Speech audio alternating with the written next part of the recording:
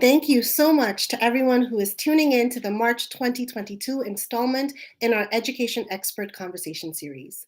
My name is Lisa Lazare, and I am the State Director for Educators for Excellence Boston. E4E works to ensure that the voices of classroom teachers are included in the decisions that affect the teaching profession and students. And so, every month for the rest of the school year, E4E Boston will engage in thought-provoking conversations with individuals in Massachusetts who are making an impact on education or have specific insight into the education systems. Through our discussions, we will illuminate what is already being done to address pressing issues in education policy and what the participant believes still needs to happen to ensure an equitable and excellent education system in the Commonwealth.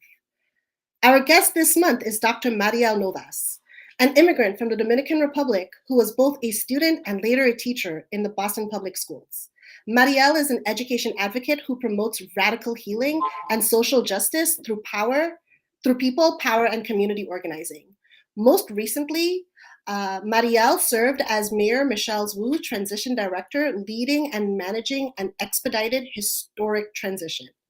As Director of Partnerships and Engagement for Massachusetts at the Education Trust, she convened the Massachusetts Education Equity Partnership, MEEP, a statewide coalition of civil rights, social justice, and education advocates advancing educational and racial equity in historically underserved communities. Prior to joining EdTrust, she launched a homegrown program at Teach for America, Massachusetts, co-founded the Boston Education Action Network, and joyfully served as a middle school math teacher in Dorchester to newcomers from Latin America. Mariel holds a doctorate in educational leadership from the Harvard Graduate School of Education, a master's in curriculum and teaching from Boston University, and a bachelor's in history and ethnicity, race, and migration from Yale University. In 2018, Mariel was selected as a recipient of El Mundo's Boston's Latino 30 Under 30 Award. She enjoys singing bachatas loudly in her car and believes in nature therapy. Thank you so much for joining us tonight, Dr. Novas. Thank you so much, Lisa, for having me. Of course, thank you.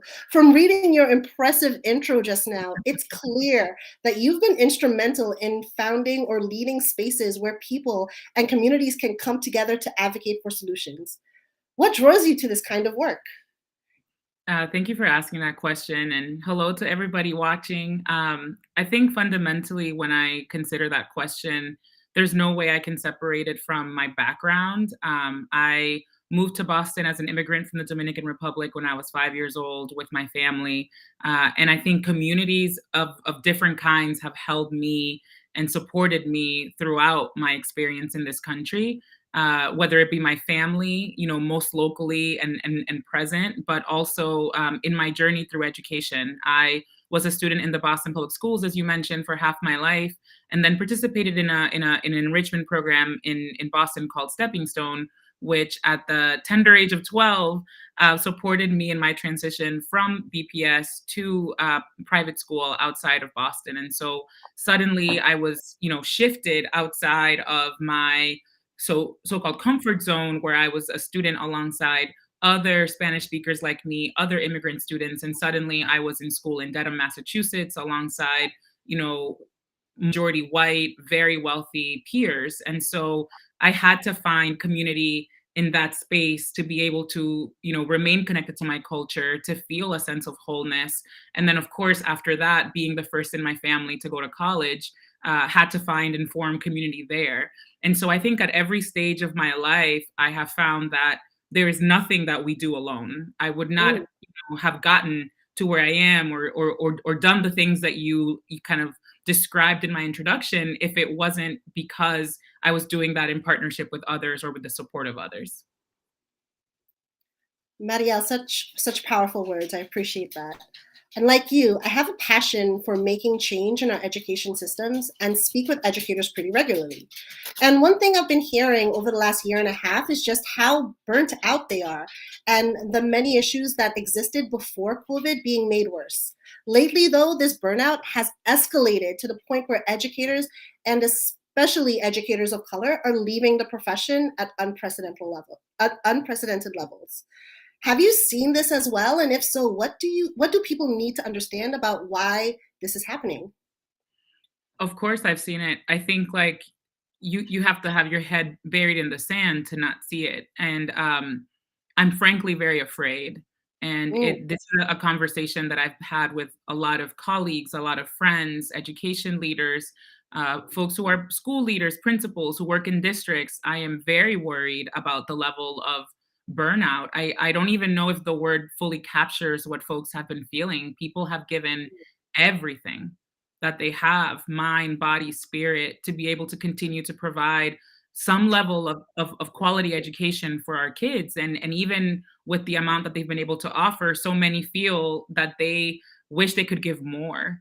mm, However, what we have seen is that we have a situation where the set of issues that were already present before, we know these mass inequities in our school systems, from school funding to educator support and professional development to our facilities and our buildings. These things were already at fever pitch before mhm, March of 2020. And so we take a situation that was already not okay and unacceptable, and then you layer on top of it a significant amount of grief. And I don't think that we can have this conversation without centering grief in our discourse.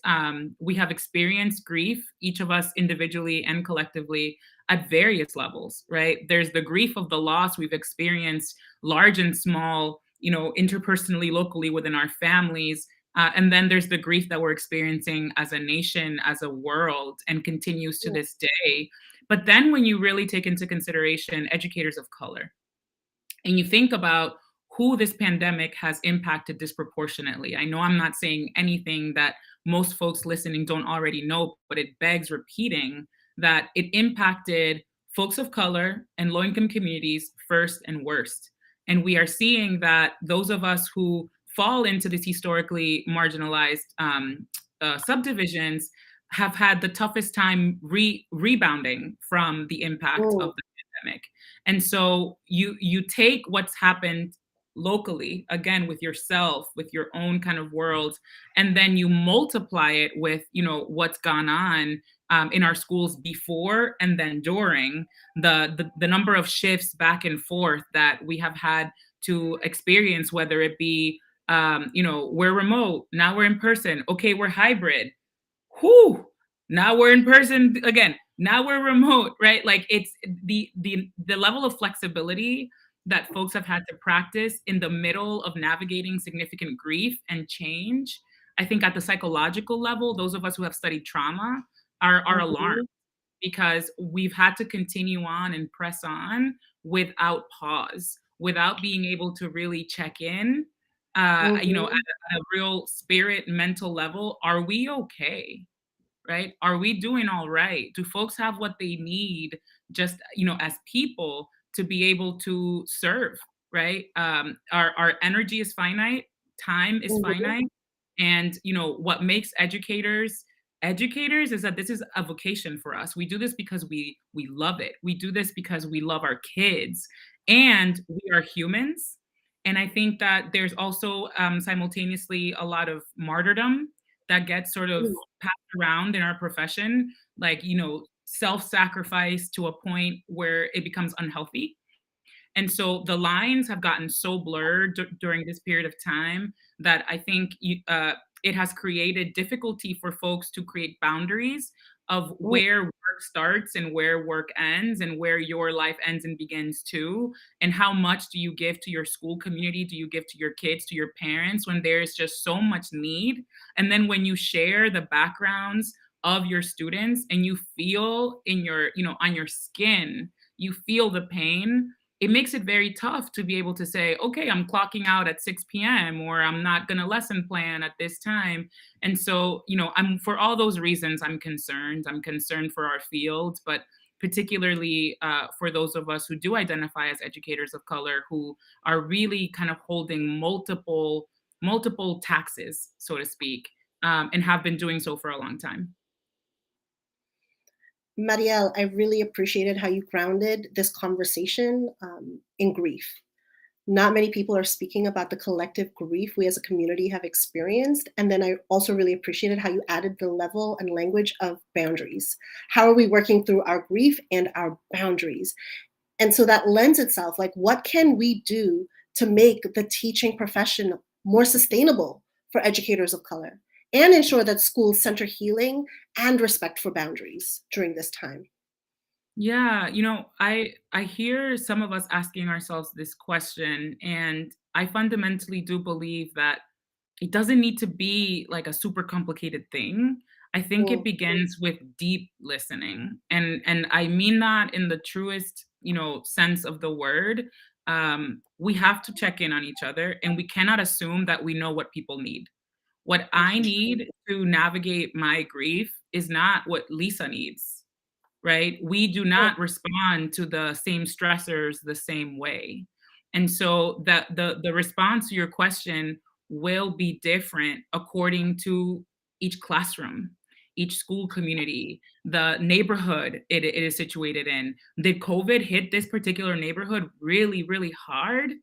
Did this school community lose a teacher mm, that was beloved or long-standing?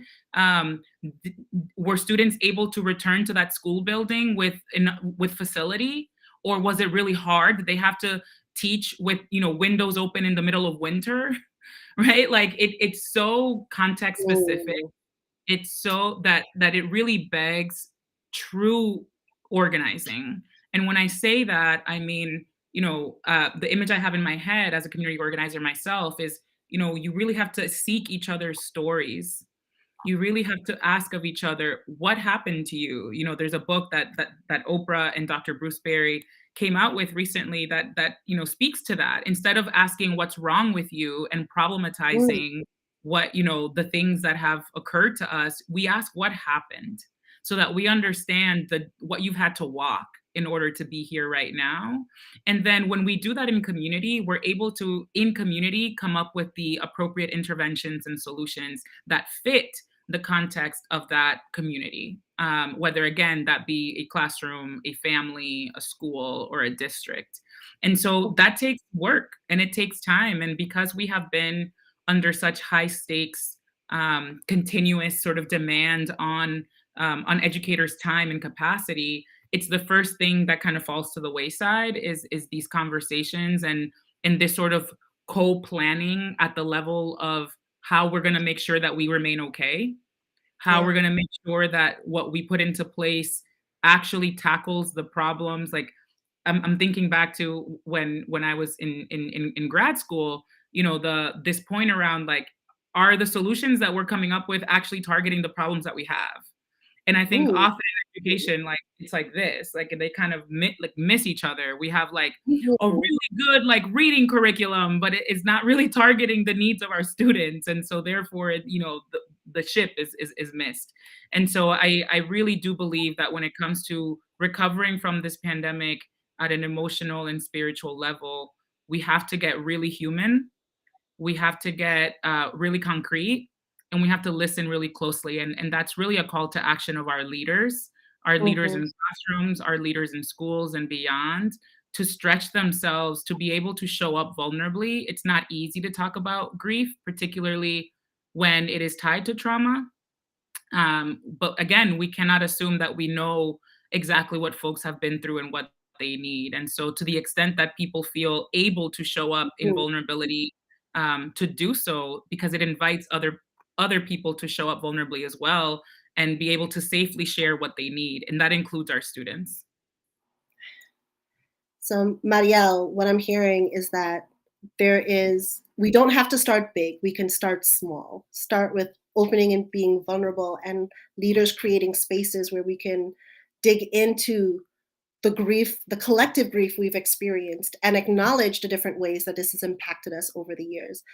Not saying that that will be the cure all, but it's definitely the first step to opening that line It's of the ground. communication if we're Yeah. ever going to heal. Yeah, I Um, could I could sit here and talk about, okay, we need so, like trauma-informed programs that, and we need to like make sure our curriculum is, and all of that is necessary. All of that is necessary. And all of that may fall apart if it's Mhm. not fundamentally, standing on really solid foundation that is fundamentally human. No, absolutely. And you also mentioned something about the martyrdom of this profession. And all I can think about is like when you have a profession that's based on relationships, relationships Mhm. aren't transactions, they don't end at 9 to 5. Hello. And so, like, holding on to that tax that you called it as an important lens that we're not necessarily thinking about of the nurturing and the will it takes to be there and support the communities, especially when you're going through collective Yeah, trauma and grief. Um, and so, thank you for sharing your perspective on how we can collectively move forward, which I think is a conversation we need to continue grounding our community in. To change, absolutely. yeah, and to change themes just slightly is that you recently served as transition director for Mayor of Boston, Michelle Wu, and worked on her campaign before that. What I think was really successful about her campaign was that it really felt like a movement and it clearly excited people. And so, like, what do you think it means to form a movement today? What elements need to be part of it? I love this question, and clearly it brings a smile to my face. The very first sort of event that I supported the campaign with took place in my backyard, September of 2020. And it was, I remember the morning after Ruth Bader Ginsburg passed, and I just felt, we were in the middle of this pandemic. We have no idea how long this thing is going to keep going for. And then this luminary, stalwart defender of rights, on the Supreme Court passes away. And, I just felt so gutted that morning. And yet, I had said yes to hosting this event at my house for millennials of color, where candidate Michelle Wu would come, and she and I had the opportunity already that summer to connect one on one, and I just felt so moved by, frankly, again, to the theme we were just talking about, her humanity. Here's this leader who has been on city council for years and years here in Boston, who didn't really know me at all, and we were having conversations about our backgrounds as immigrant women, as the eldest daughter within our families, and all the rest. And at the end of the day, it just became about, what do you want to see for your family, and what do I want to see for mine? And so when we held that event here in my backyard, and I invited just friends from different corners of my life, and others, I remember we stood around in just like one big circle in my backyard and went around. I facilitated as if we were in a classroom, Mhm. and I asked everybody, you know, in 1 to 2 minutes, like, what is the Boston that you want to see? Mm, Um, and we got this like sneak peek into everyone's sort of North Star, their blue sky. And a lot of us had grown up here in Boston. All of us, again, millennials of color. And it moved me at my core at a time when I didn't think that was possible, because again, I was carrying so much grief and so much uncertainty. And so, to your question about, what is a movement, what creates a movement, it is the ability to spark in others, in sort of like, I see it as kind of like concentric circles, right? We start with this event in my backyard where 20 people show up, and we spark the energy and enthusiasm and engagement of those 20, and then those 20 go ahead and share with their experience with 5 others, and it becomes a wider circle, and then from there it keeps sort of like growing and emanating, and that energy, it catches fire. And so I think that's what we saw with Mayor Wu's campaign over time, within a lot of different communities that often don't even kind of share space or mhm, share ideology. But it's about recognizing that each of us have something to contribute to the whole, and then doing your due diligence to ensure that those voices that mhm, have different opinions see themselves reflected in the policy proposals, the ideas, the changes that you wish to kind of push through, and then with a particular lens on equity, right? Making sure that mhm, those of us who have especially not had a voice in government, who have particularly not seen ourselves represented, see ourselves at the center of this activity. And so that was incredibly motivating to me. And certainly when the mayor called to ask me to be her transition director, I almost fell backwards and then started crying because I was like, this can't be happening to me. What? Because I never saw myself or people like me in a Oh, role like that. And so I did panic. I was like, even though, so much of what I have made my life be about is bringing people mhm. together and activating our collective power. It was scary because, faces like this were not what I grew up here in Boston seeing at City Hall. Oh. Mariel, just hearing you speak about that like energized me. That story about being in your backyard and those 20 people from different walks of life. A lot of times we have conversation here in Boston siloed to the specific Mhm. topic. And so to have that combination of community from all different walks of life coming in, being able to speak to our like coming mayor about the Boston they would like to see. And I'm just envisioning a group of people of color who are looking to the future about what this can be. That It was excites my heart. powerful. That's Yeah. powerful. And I And that really was the first of like 8. and so when you Which is talk about cool. movement building, like hope is Mm, something that's yeah. welling up in my heart because Mhm. there was so much for us to lose hope for, but yet we are so resilient and movement building Mhm. sparks that hope Yes. in our community.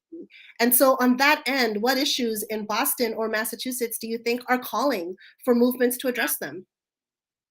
Yeah, I think to bring together various threads that we've been discussing, I think in my capacity as transition director, one of the issues that I think I saw up close in a very different way, that also has impacted my family throughout this pandemic is this issue of housing.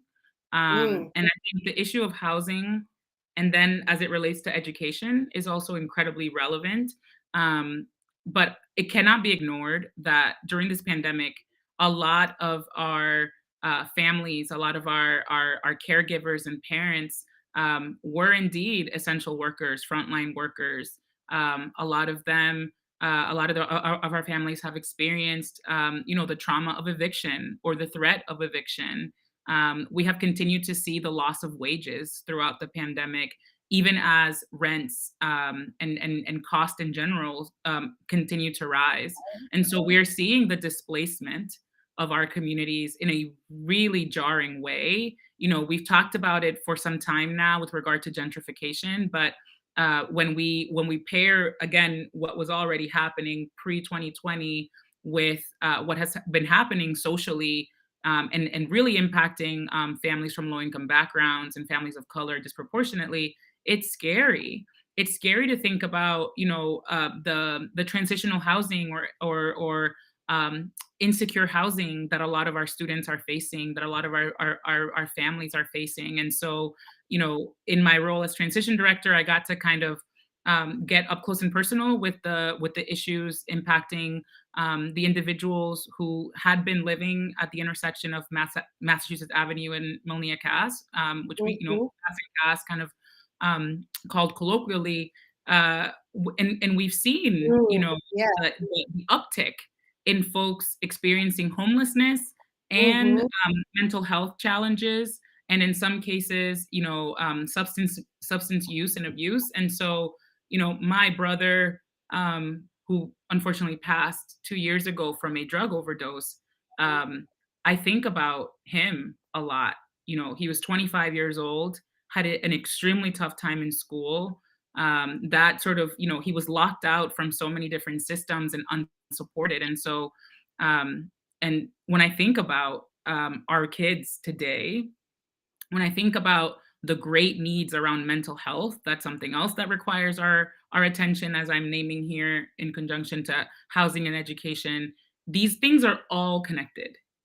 And I want us to really make sure that when we talk about them, we put them in conversation with each other, and that we don't see them as disparate issues, because mhm. one thing is sort of, it's like a domino effect. And unfortunately, we notice it when it becomes, at large scale or systemic in a glaring way, like the crisis we have been having at Mass and Cass. But we shouldn't wait for the crisis to arrive at our naked eyes. We should recognize, that these issues are happening and have been happening every single day to our families. And we really need to generate action around thinking about housing. Because if your shelter is insecure, if you don't know how Mhm. you're going to spend the night, how can you even think about school? How can you? How can you think about anything? And, Mhm. and this has been an issue, again, as I mentioned, that has impacted my family, where we haven't known, like, where is this family member going to be? And that it is, it is unfathomable I that, know. it is 2022 and we are the so-called rich country that we are, and we cannot figure out how to support people and put a roof over their heads. And so I think that's something that I am, newly very, um, aware of.